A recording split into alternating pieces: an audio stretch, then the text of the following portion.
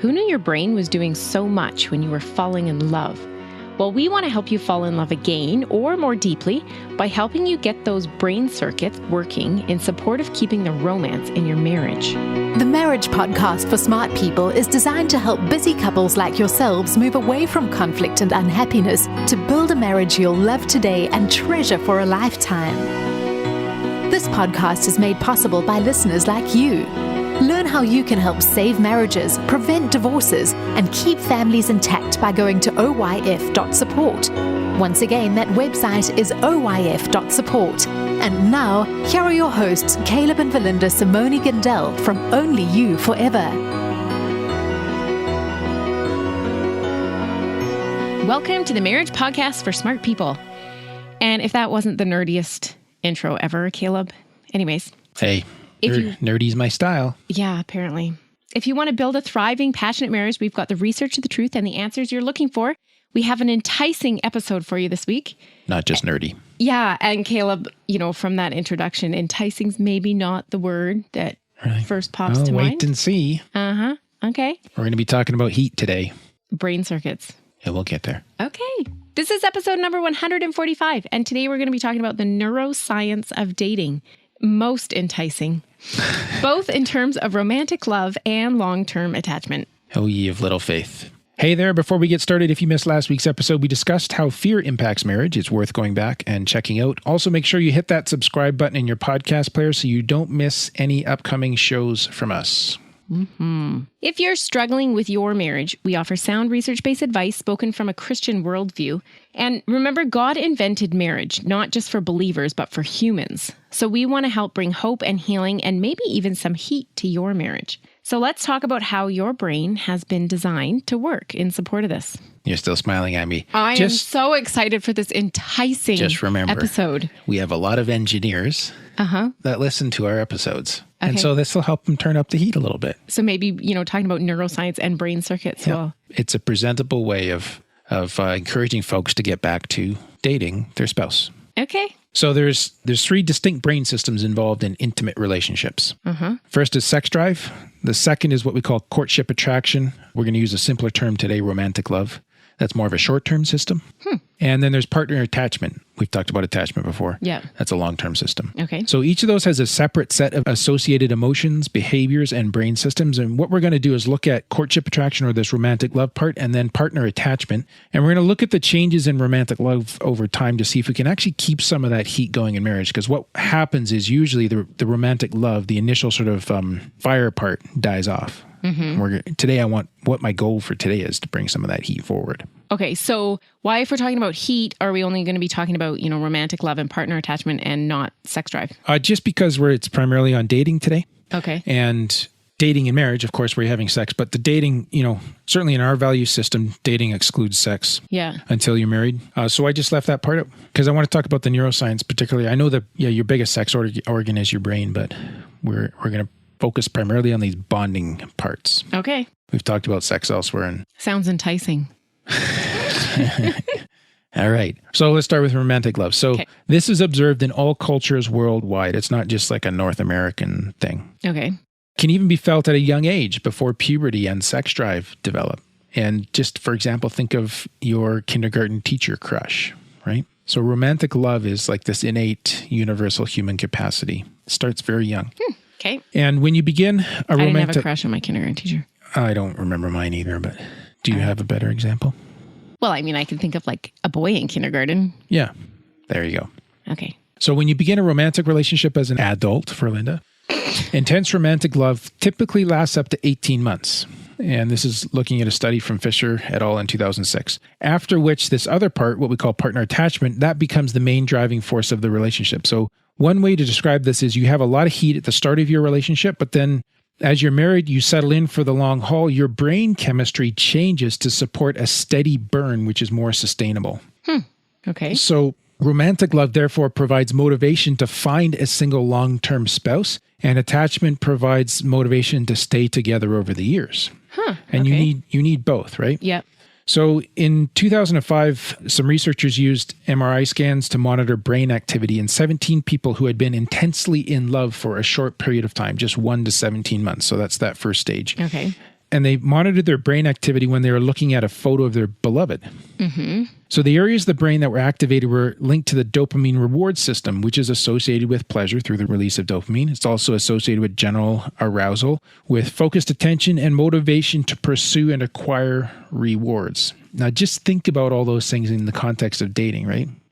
It's like what they're saying is that romantic love is therefore, it's a force, like a motivational force towards someone, as well as a feeling. Think of it as driving if both are experiencing this, is driving the couple together with a very specific focus on one another. It's kind of locking them down to each other and creating the exclusivity that marriage is based on, right? Okay. Now, I said we were going to keep sex separate, but I do have a sidebar on that. This sort of focusing in, motivating force, driving them towards each other is separate from the sex drive. Although they're correlated, they're often activated together since dopamine is also linked to sexual arousal. But what's interesting is, speaking from a biblical values perspective, you don't need to have sex before marriage to really create a strong basis for marriage. That's what I'm saying. Because it's embedded in this romantic love system. Okay. So by refraining from premarital sex, you're not taking anything away from the future of your marriage, which is contrary to the popular idea that you also need to be sexually intimate before marriage as a part of testing things out and establishing whether you're a good fit or not. Interesting. So that is not necessary, which in my mind, with my worldview, makes sense that God designed us to work with his value system. Yeah. Right? Yeah. So it should work well. Now, just coming back to this romantic love piece, not only was there this dopamine part, but there's higher levels of the neurotransmitter called norepinephrine, which is also linked to feelings of love in that it creates a sense of alertness and attention, as well as the increased heart rate and blushing and trembling often experienced in the early stages of love. Okay. That whole woo-woo kind of time, right? So tell me, when were you ever woo-woo, honey? I was on the inside. So these bodily sensations, though, are reflective of kind of a love storm going on in your brain. Particularly at the start of the relationship, right? Mm-hmm. And there's another fascinating piece as well. The early stages of romantic love show similar brain patterns to obsessive compulsive disorder. What? Yeah. Both show significantly higher levels of the serotonin transporter 5-HT. I don't know what that is, but I'm just quoting from the research here. And this is thought to produce the obsessive thoughts and tendency to place a very high value on a specific person that is found in both romantic love or a specific thing, as in the case of OCD. Huh. Interesting. So levels of this transporter had returned to normal 12 to 18 months after the couples reported falling in love. So again, I just kind of see all this stuff working together as really locking you in on this person, right? Mm-hmm. On each other. Yeah. Which also explains when dating relationships break up, sometimes we go, well, they're not even married, like, get over it already. But it can explain how this can also be quite hurtful. Yeah. Yeah. No, I think when your marriage is breaking up further down the road, there's more of a rending, and we're going to talk about that in a minute, why that is. But you can see how this is, you kind of had all this stuff driving you towards exclusivity, this obsessive stuff, right? All these reward systems moving you towards this person, then all of a sudden the axe gets dropped on that. Wow. Yeah. It's very difficult, right? Yeah. So that's how your brain is at work during the romantic love department, particularly during dating. Now, we'll come back to that as we want to talk about bringing that into marriage later. Let's talk about partner attachment. Now, this is the more the steady burn part, okay? Okay. So partner attachment is companionate love, a feeling of happy togetherness with someone whose life has become deeply entwined with yours. That's a quote. Mm-hmm. Neurologically, it's distinct from romantic love, but it's closely linked. So this attachment force motivates long-term commitment. It motivates the sharing of work and parental duties. It's characterized by shared interests, by companionship, shared laughter, and all of those kind of good things. And what you're not seeing here is infatuation or obsession, but something that's deeper and more abiding. And this is how it differs and now complements the other, right? Okay. So looking at it from the other side, forming this attachment is what causes the deep rending of the heart when a marriage breaks up. That's the part I was just referring to. Okay. It's a deep, deep, powerful bonding. It's not fireworks. It's more like lava. Okay? Yeah. Now, in 2000, a couple of researchers tested 17 men and women who had been in love for an average of 28 months using the same measurements as in the study previously mentioned with the newly in love couples. So the brain activity in the couples who were together longer showed activation in the same areas relating to reward and motivation, although their feelings of love were described as being less intense. So that romantic love part has become less intense, but these couples also showed brain activation in areas that the others didn't, the early dating stage people. Yeah. Such as systems involving the hormone oxytocin, which is linked to stronger bonds between couples. Now, oxytocin is popularized as the brain's cuddle drug. It enhances bonding when your skin is in contact with another person that you love. I also understand from what I've heard previously that the greatest secretion of this in men follows orgasm. And I believe in women it is most expressed following childbirth to help them bond to their child, right?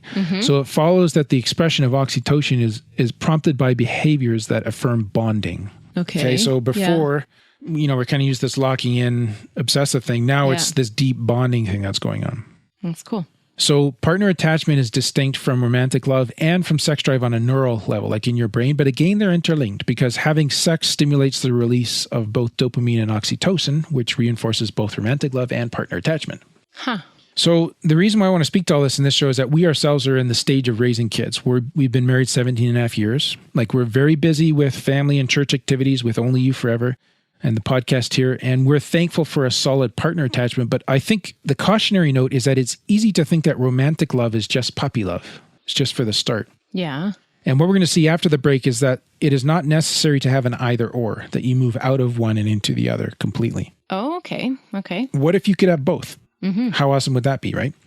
So to help our listeners create this, to help you create this in your marriage, we've created a plan to help you rekindle dating as a way to bring back the romantic love in your marriage.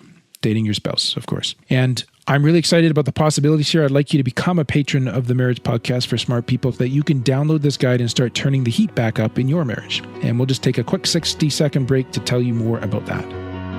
What happens when the fairy tale marriage meets reality?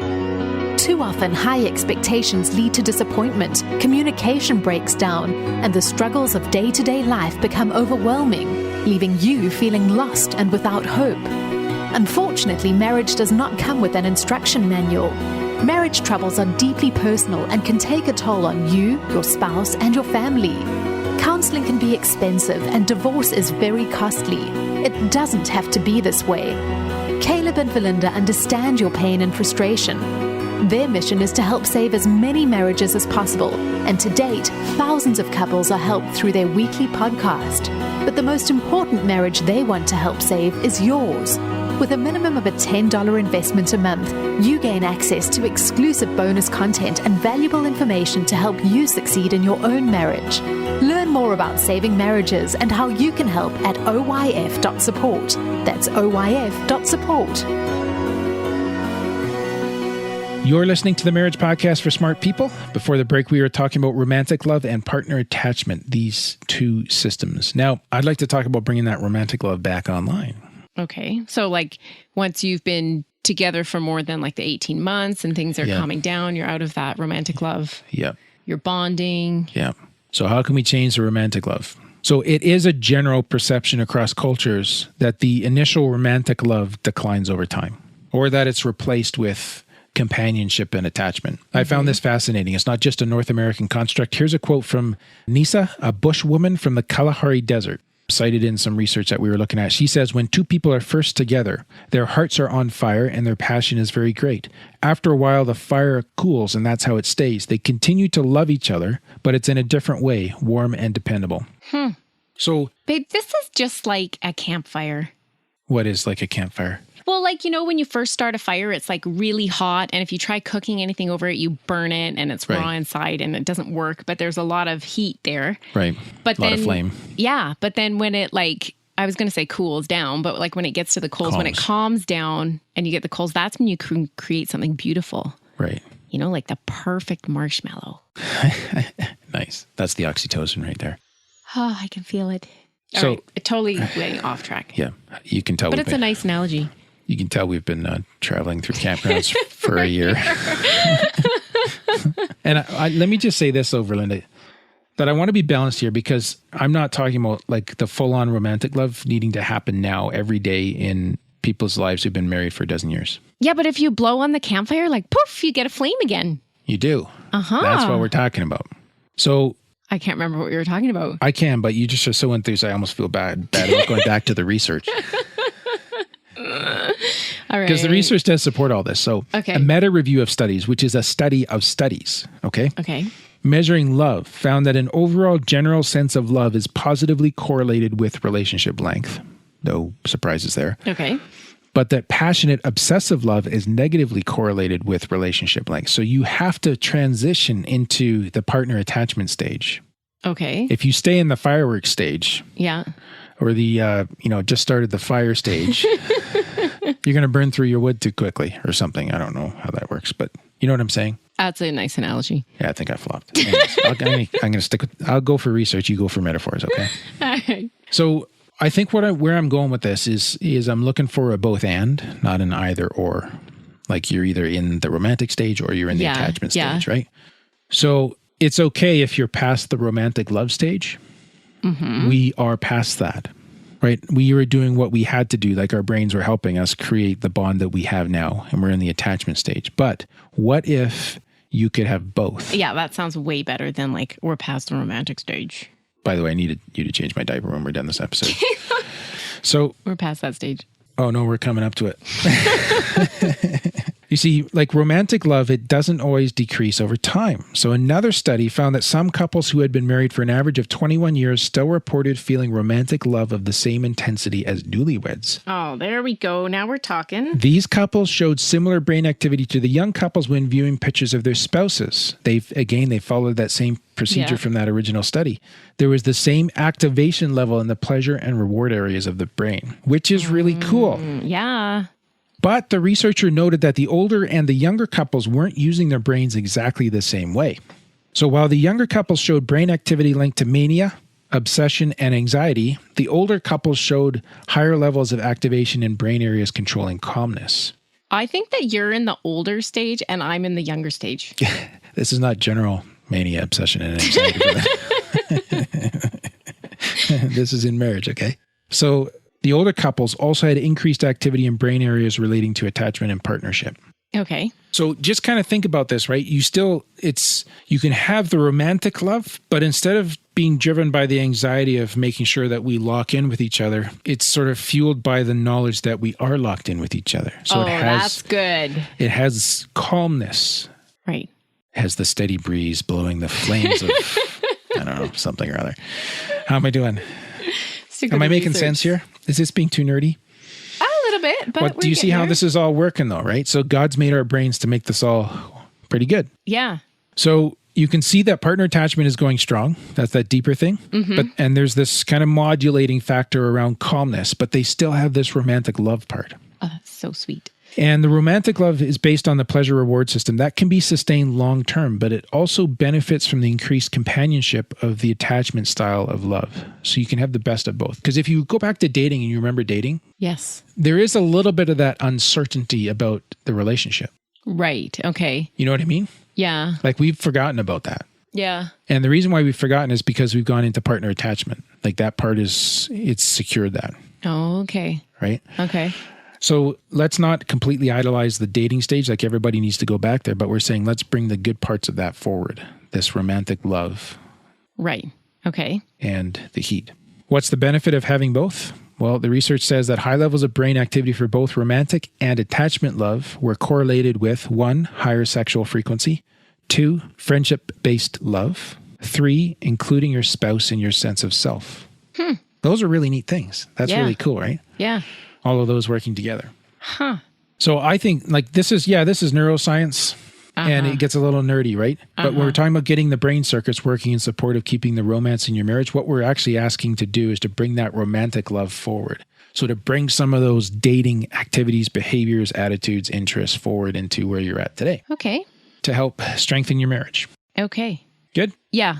Okay, so last week when I asked you about this, you said that we were having 2 episodes on dating. So does the next one actually tell us about like the dating part of it rather than just the brain circuits? Yes, it does. But also remember that in the guide with today's episode for our patrons, they will have the ability to go deep with this and really make this work in terms of practical application in their lives. Okay. Well, that's good. So we're going to get to some of that next time, and we'll have another guide to go with the next one too. But if you really want to go deep, do make sure you become a patron of our podcast. Sounds good. Let's wrap this up, baby. Yeah. Well, thank you to Craig, who became a patron this week-ish. Yeah, between this recording and our previous one. That's how we put that. Because our recording is so unpredictable. That is one thing. When we get home. We're going to be home soon.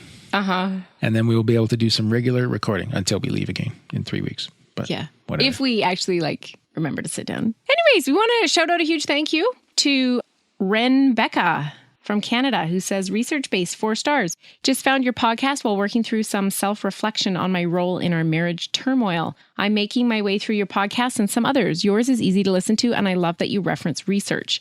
I'm still in 2014 episodes, but I plan on catching up. Thanks. Awesome. So sorry to hear about the turmoil, Yeah. Ren Becca, but keep working through it. That's good. Yeah, we're glad you're taking a proactive approach. Next week, we're going to be talking about this topic again. Really, like I said, today we covered the neuroscience. Next week, we're looking at how to make this happen emotionally and interpersonally. So if you're not Another an engineer, enticing if you're not, for Linda, if you're not an engineer and you're more like my wife, you will enjoy next week. Yes. Emotionally and interpersonally. Oh, yes. Well, that's all for today's episode. You can get the full show notes at oyf.link/145. Find out how you can help us to continue to support marriages in over 175 different countries. Go to oyf.support. Thanks, and we'll see you next week. The Marriage Podcast for Smart People is totally funded by listeners who support Caleb and Valinda in their mission to save marriages. If you would like to be part of this worthy cause, open your web browser to oyf.support. A minimum investment of $10 per month will help restore hope to married couples. Plus, as a patron, you'll gain access to exclusive bonus content and valuable information to help you succeed in your own marriage. Go to the website oyf.support now for more information. Thanks for listening to the Marriage Podcast for Smart People from Only You Forever.